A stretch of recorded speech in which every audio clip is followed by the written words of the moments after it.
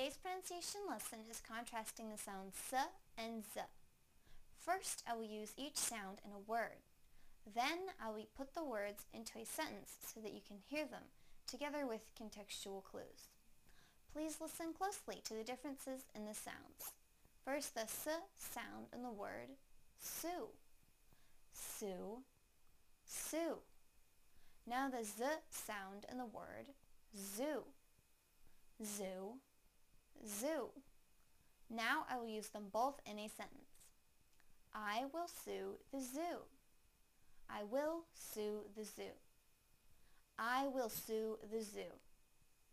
Thank you for watching CartoonEnglish.tv's pronunciation lesson.